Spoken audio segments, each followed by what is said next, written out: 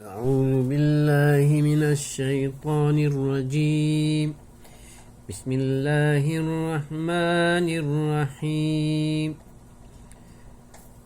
الحمد لله الذي أنزل على عبده الكتاب ولم يجعل له عوجا قيما لينذر بأسا شديدا من لدنه ويبشر المؤمنين الذين يعملون الصالحات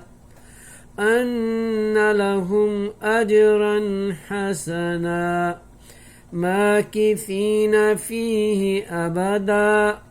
وينذر الذين قالوا اتخذ الله ولدا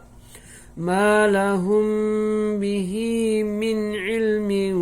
ولا لآبائهم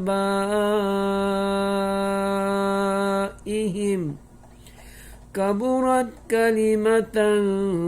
تخرج من أفواههم إن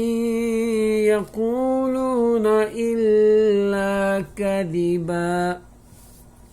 فلعلك باخع نفسك على آثارهم إن لم يؤمنوا بهذا الحديث أسفا إنا جعلنا ما على الأرض زينة لها لنبلوهم أيهم أحسن عملا وإنا لجاعلون ما عليها صعيدا جرزا أم حسبت أن أصحاب الكهف والرقيم كانوا من آياتنا عجبا إذ أوى الفتية إلى الكهف فقالوا ربنا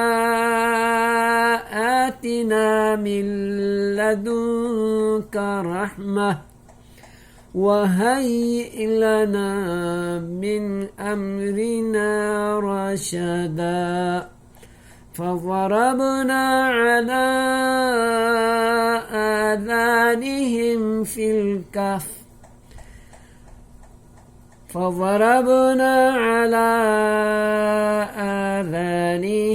في الكهف سنين عددا